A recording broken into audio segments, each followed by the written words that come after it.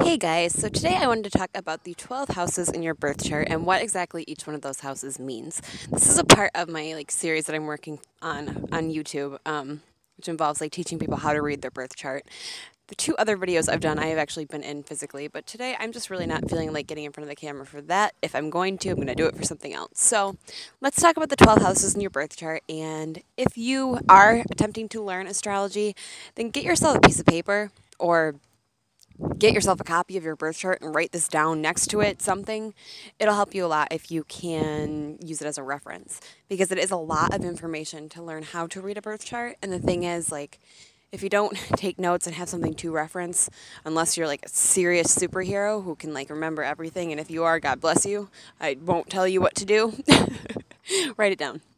All right, so the first house of your birth chart, or the first house of the zodiac chart. This house represents the person that you are. It represents your personality and who you project to the outside world. As I explain it, and I've said it a million times, it's the person that you see when you look in the mirror.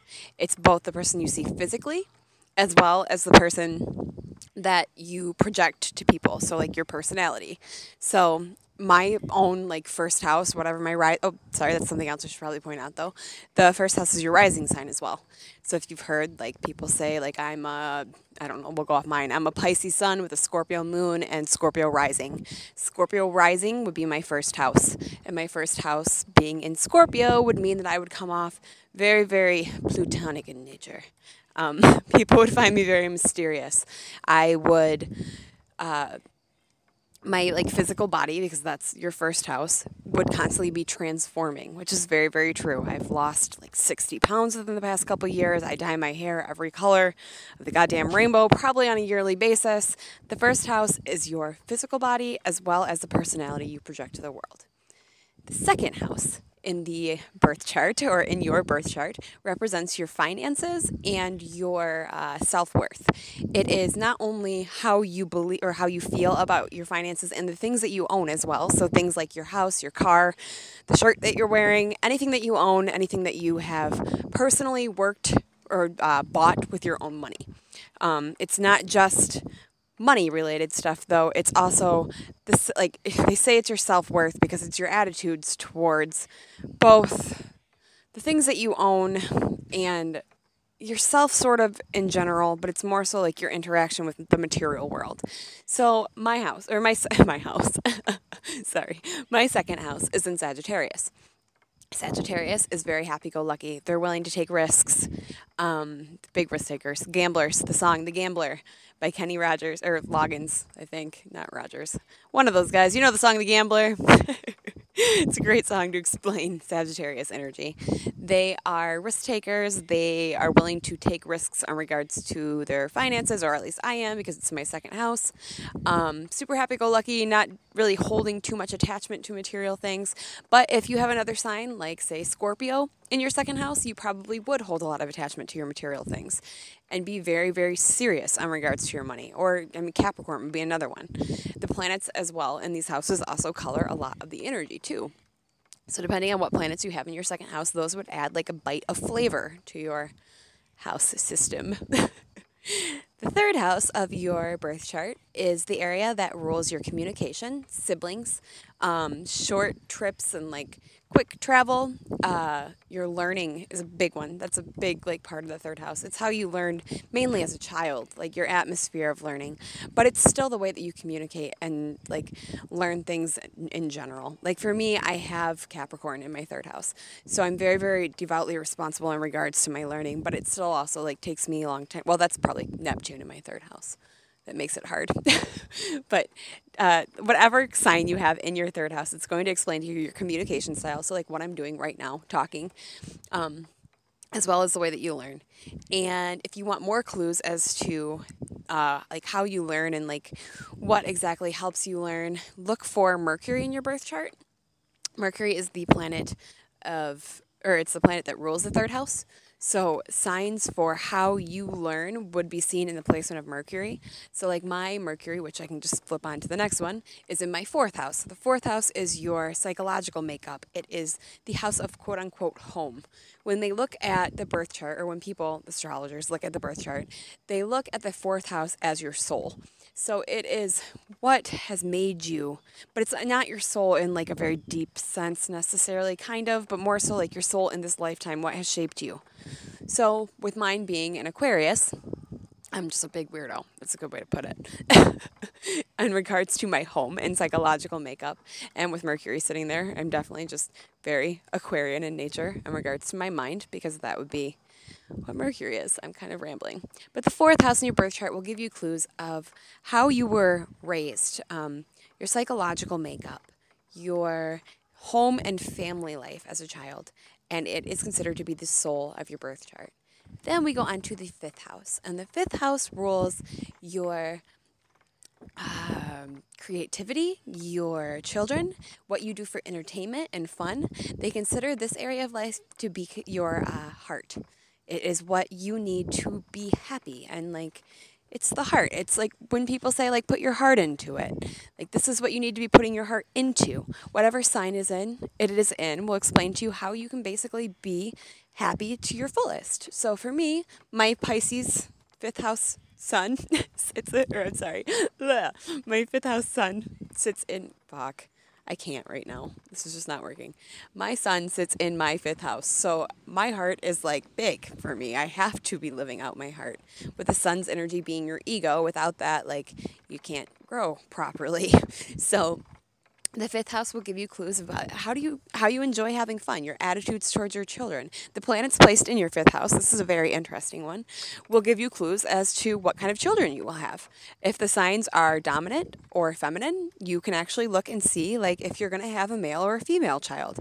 It was true for me. My fifth house son, sitting in my birth chart, my first was a baby boy who I love to death, and he is definitely the light of my life. But yeah, any sign there can give you an idea of like what your kids will be like. And the sign, like the zodiac sign of your fifth house, will tell you about the personality of your children as well. So it's very cool to look into the fifth house. The sixth house in your birth chart will tell you about your everyday life. It will tell you about how you approach your everyday life situations. Think of the sixth house aiding in the 10th house, which the 10th house is your public image and career. The sixth house is what you have to aid in that. So I have Aries sitting in my sixth house, which means that I approach my everyday life situations in a very headstrong and independent way. And that's very true. Like I work best independently. It's how you handle your everyday interactions, how you handle pretty much anything.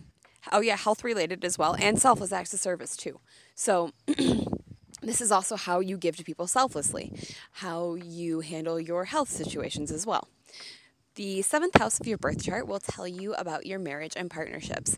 It will give you a pretty good idea of what your partner will be like as well, like what your marriage partner will be like. And when we say marriage, okay, you have to like realize that it's a more of a metaphorical thing. It's not something that's black and white. Marriage is just anybody that you're in a one-to-one partnership with for a long time, in which you're acting like you're married. So it could be just like a long-term like relationship if you're somebody that never ends up getting married. It's just, it will give you clues about like what you will get out of your husband. Like mine being a Taurus, that means that my husband will be somebody that is very, very loyal, strongly committed to our relationship, very focused on earthy and like sensual things like money and like making like our surroundings beautiful. And yeah, it's pretty cool. Look into the seventh house if you want to know about who your husband will be like, or what your wife will be like, or what your partner will be like. The eighth house in your birth chart rules the area of life that rules sex, drugs, and rock and roll. No, that's the way that I like to look at it. But no, the eighth house is actually a pretty dark place. I just don't find it too dark because my Chiron sits in my eighth house, so I'm all about wandering around in the dark. Plus, all of my Scorpio energy really just doesn't make it too scary. The eighth house rules death, sex, taboo subjects, shared resources, resources that you share with other people, i.e. like financial resources, and not just like resources that you would share with your spouse, but resources you would share with other people too, like investors and lenders and stuff like that. and occult studies and power and control issues. It is ruled by Pluto. So the eighth house of your birth chart is kind of a dark area. And actually, like the sign on the cusp of your eighth house can give you clues as to like the longevity of your life as well. How long you could live, the ways that you could die, because each one of these zodiac signs is attached to a part of the body, sorry.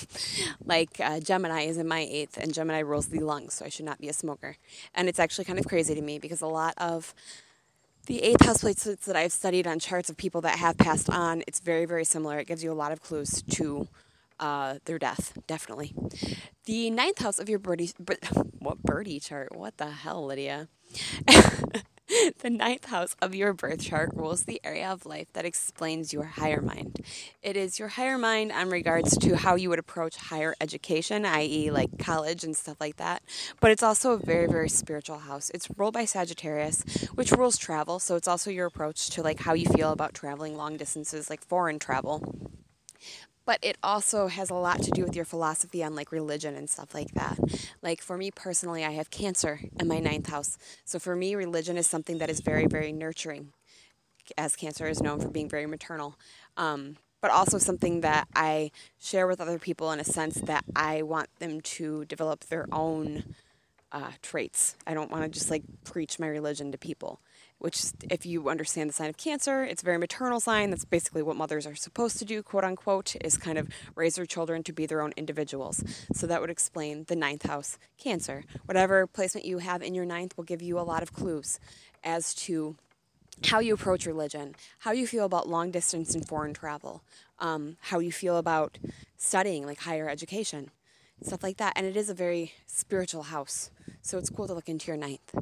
The 10th house of your birth chart will give you a very interesting portrait of who you are from a public image setting or stance, what your career is like, how you will approach things as an adult, quote unquote, your public image and career, and how all of that ties into your sixth house and how you can use that energy to follow in the right steps towards being a career person.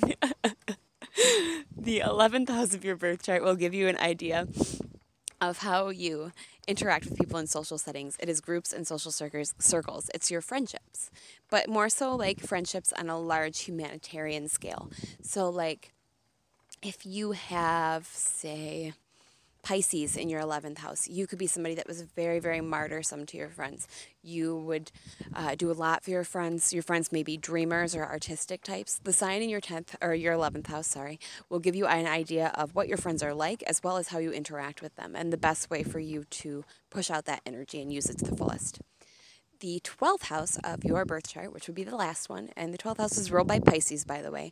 This is a very, very psychic house. It is the house that I like to explain as like your subconscious mind. People use a lot of different ways to say it. They say it's a house of undoing, as there are a lot of negative implications of your 12th house, mainly because whatever energy or sign is stored in that house, it's something that you have to kind of learn how to use in the best way possible. It's very karmatic in nature. There's a lot of implications to past lives in your 12th house, but any signs or any planets that you have in your 12th house will also be very dulled in their energy, and it'll be like a lifelong quest for you to be able to get to those planets and use like the energy of them to the fullest. It's pretty much like a handicap. Anything that you have in there, like it's a handicap. It's something that you aren't easily or it's not readily available to you. Like me, I have Libra in my 12th house, and I don't really understand this one with me. It could be because I am like very self-aware, as I do like stress very much so the importance of like fairness and like beauty, but I also have like very strong Venus placements in my chart, so that could help a lot. But whatever is in your 12th, you should definitely read up on that sign and see how it like affects you in the way that it has maybe played out in other people's lives, so you can get an idea of what might be holding you back or what kind of spiritual facet within yourself that you should be trying to get closer to. So yeah, those are the 12 different houses within your birth chart. Like I said, please take notes on this. It's a lot easier if you do. It's a lot easier to assign keywords to each of them as well, so that you can learn that way. and kind of like see the houses in keyword terms. That's at least how I do it personally, but everybody's different. Just if your goal is to learn, you might want to like take notes and try to find a way to memorize it all. It will make it a hell of a lot easier for you. So yeah, there's the 12 houses of your natal chart. Hopefully you enjoyed it.